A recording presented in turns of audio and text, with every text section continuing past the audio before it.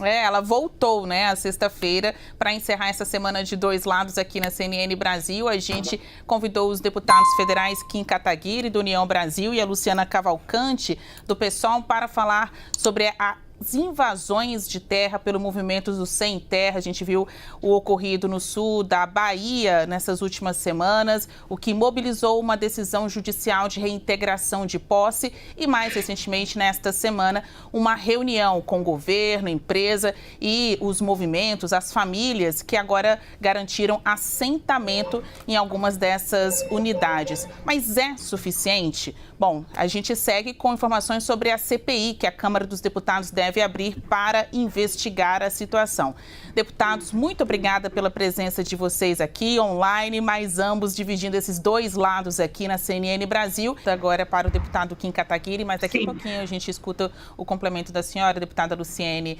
A pergunta é: invasão de terras é uma forma legítima de protesto pelo MST, que quer que tenha aí uma bandeira muito maior, a de reforma agrária, e levando em consideração toda a importância deste movimento para a agricultura familiar, para o trabalho que é feito em prol da sustentabilidade das terras, como bem destacou aí a deputada pelo PSOL. Kim Kataguiri, parlamentar de oposição, integrante do União Brasil. Na sua avaliação, invasão de terra é um protesto legítimo? Bom, primeiro, obrigado pelo convite por estar aqui na CNN com você, Basília, com minha colega, que eu cumprimento também, a deputada Luciene. Invasão de terra não é legítimo em nenhuma maneira, né? É um direito fundamental, constitucional, né? O direito à propriedade. Né? Mas a propriedade precisa cumprir sua função social. Correto, essa é outra previsão constitucional. Agora, quem decide se a propriedade cumpre a sua função social ou não, não é um agente privado, não é um movimento privado, é o poder público. Tem processo para isso. Senão, eu, por exemplo, que sou um dos líderes do Movimento Brasil Livre, poderia sair com o Movimento Brasil Livre ocupando terras ou prédios, ou mesmo se qualquer cidadão pudesse interpretar a seu bel prazer qualquer dispositivo do texto constitucional, eu poderia considerar, por exemplo, que o Estado, o governo, fere minha liberdade ao tomar 40% daquilo que eu produzo. Qualquer cidadão poderia fazer isso, poderiam até organizar um movimento para isso e poderiam parar de pagar esses impostos. Por quê? Porque a Constituição prevê a dignidade da pessoa humana, todo mundo é um fim em si mesmo, porque ela prevê a liberdade, porque ela prevê a livre iniciativa. Então eu vou descumprir a lei e vou negociar com o governo para pagar menos imposto. Não é assim que as coisas funcionam. Tem procedimento, existe o INCRA para fazer a demarcação e para fazer reforma agrária, existem as superintendências para tomar esse procedimento, não é invadindo, cometendo crime e, vamos lá, uma mentira, não são terras improdutivas. Havia silvicultura sustentável sendo feita lá. A silvicultura, pelo contrário, não é mal ao meio ambiente, ela sequestra carbono, ela tira CO2 do ar. Inclusive, né, boa parte das propriedades que foram invadidas receberam prêmios internacionais de sustentabilidade, não só do ponto de vista econômico, mas do ponto de vista social e do ponto de vista ambiental. Né? O que está no pano de fundo dessas invasões? O MST quer cargos no INCRA e quer pressionar o governo para ter esses cargos. Né? Se o PT de fato quisesse fazer uma reforma agrária, né, teria feito durante os 13 anos que governou o país. Né? O governo Temer, por exemplo, deu mais títulos de propriedade em 1 ano de governo do que o PT em 13 anos de governo para pequenos agricultores. Ou seja, você está apenas utilizando essas pessoas vulneráveis como reféns, né, para você dizer se elas têm aquela propriedade ou se elas não têm aquela propriedade, ou mantém aquelas propriedades como terras públicas para poder tirar aquela propriedade no momento que o poder público quiser. Então, invasão não é uma maneira legítima de reivindicar direitos porque é ilegal, porque tem procedimento e não é um movimento privado, não é um movimento social, não é uma pessoa que decide aquilo que cumpre a sua função social ou não, que decide se a Constituição está sendo aplicada ou não. É o poder público, senão a gente vai viver numa anarquia. Deputada Luciene, sobre a bandeira da reforma agrária, quem realmente defende, quem realmente vai executar este plano de reforma agrária no Brasil? O pessoal defende, o MST, obviamente, por ser algo da particularidade do movimento, mas na conexão com o governo, o quão esperançosos vocês que defendem o movimento agrário estão na reforma agrária sair neste mandato de Luiz Inácio Lula da Silva? Olha, nós estamos extremamente otimistas, estamos nos organizando, fortalecidos junto com os movimentos sociais, porque a gente precisa rever.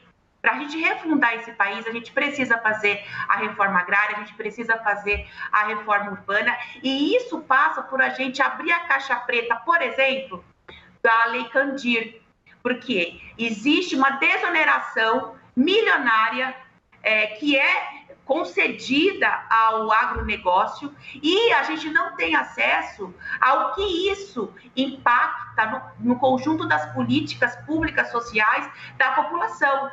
Como o Kim falou, a gente paga quase 40% de impostos da nossa renda. E esse dinheiro está indo para o agronegócio, através da isenção do ICMS.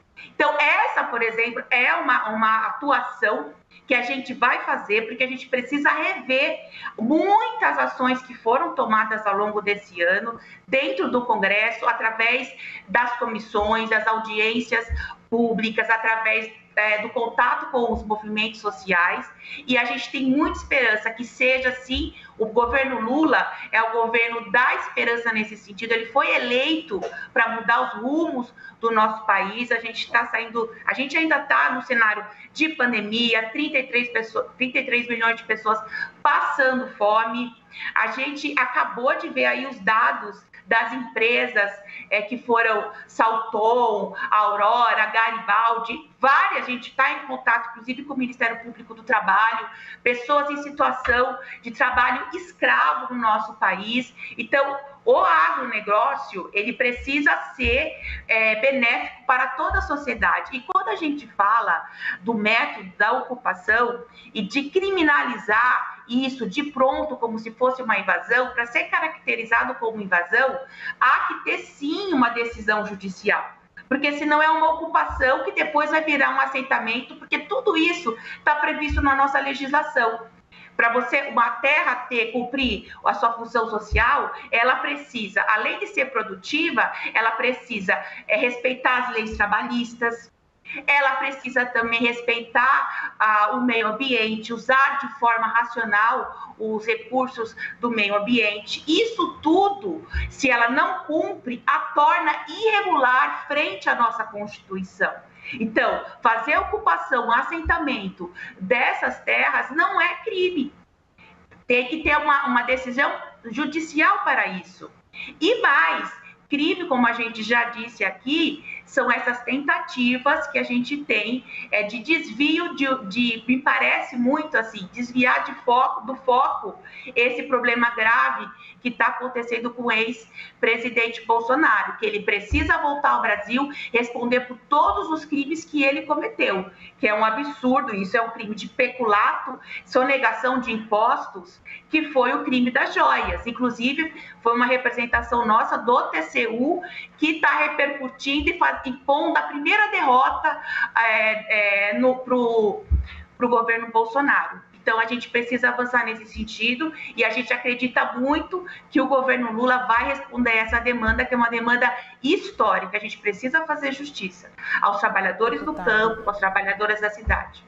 Deputado Kim, reforma agrária é uma pauta da esquerda ou o senhor, como um representante que tem contato também com os movimentos sociais, um deputado da direita, compreende a necessidade de uma reforma agrária? A quem beneficia, a quem prejudica? O senhor acha que esta é uma pauta da sociedade ou uma pauta de ideologias, né, mais ligadas à esquerda? Não, eu acho que a grande solução, a palavra-chave é regularização fundiária. É o pequeno agricultor ter a sua propriedade privada para poder produzir, né? E não ficar dependendo de terras públicas. E vamos lá, eu preciso esclarecer vários equívocos que foram cometidos aqui pela deputada, né? Primeiro, em relação à Lei Candir, né? Nenhum país do mundo tributa exportação. Basicamente, nenhum produto que é exportado é tributado no mundo inteiro justamente para o produto ser competitivo. Essa não é uma prática exclusiva do Brasil, né? Não temos acesso, qual que é o impacto da Lei Candir? Pelo contrário, né? Nós temos na consultoria, na Câmara dos Deputados, no Ministério da Economia, o impacto da Lei Candir é muito claro. Para além disso, 40%, nós pagamos 40% dos nossos impostos e esse dinheiro vai para o agronegócio. Também está absolutamente equivocado. né?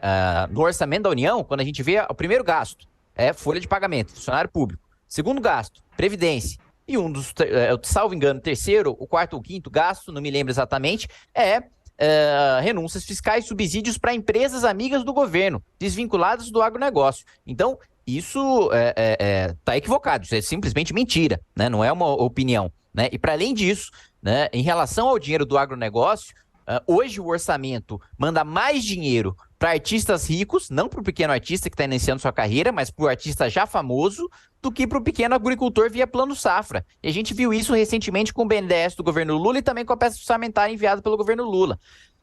Um outro ponto absolutamente equivocado é de que para ser invasão precisa ter decisão judicial. Não existe no nosso ordenamento jurídico a previsão de crime pós-decisão judicial. Isso seria até um contrassenso. Né? É como se fosse, por exemplo, um homicídio não é homicídio antes de uma decisão judicial. Né? Uma invasão de propriedade privada funciona como qualquer outro crime. É crime a partir do momento que é cometido. Né? O único crime que não é crime a partir do momento que é cometido, mas sim a partir do momento que é preparado, é o terrorismo. Né? Nós temos no direito penal as 4 fases do crime. Nós temos a cogitação, nós temos a preparação, a execução e a consumação. É a partir da execução, que já é crime, não da decisão judicial. A decisão judicial vem depois do inquérito policial, que vem depois do inquérito policial, depois da denúncia, depois do devido processo legal, do exercício da defesa, dos memoriais de defesa, enfim, de todo um processo que aí culmina numa decisão judicial. Dizer que só há crime pós-decisão judicial é um completo desconhecimento do nosso ordenamento jurídico, assim como dizer que o dinheiro público está indo para o agronegócio também é um desconhecimento da nossa peça orçamentária, tanto dos últimos 30 anos, como a enviado pelo governo Lula, principalmente enviado pelo governo Lula, que desprestigia muito o agronegócio brasileiro, principalmente do pequeno agricultor, reforçando, via BNDES e Plano Safra. Em 10 segundos, deputados Kim e Luciene, vai ter CPI para investigar as invasões do MST, sim ou não, Luciene? Não vai ter essa CPI. Eu desafio aqui, todos os telespectadores, deem um Google para ver se vocês acham, se vocês localizam quanto tem custado para a população brasileira a Lei Candir, a desoneração que a Lei Candir causa. Então, deputado não vai Kim. Ter CPI, porque não é uma pauta. Mas para a gente encerrar, eu não vou interromper a senhora. Não vai ter CPI por quê? A senhora falou? Oi? A senhora falou, não vai ter CPI por quê? Não vai ter CPI. Você perguntou se essa CPI vai existir, né? Não vai ter CPI. Não vai ter CPI, não vai ter essa CPI. Perfeito. Deputado Kim? Vai ter essa CPI, eu sou um dos autores e nós já estamos quase alcançando o número de assinaturas necessárias e o presidente da Câmara é obrigado a despachar, segundo o entendimento recente, aplicado na CPI da Covid do Supremo Tribunal Federal. Então, vai ser investigado, sim, como já foi anteriormente.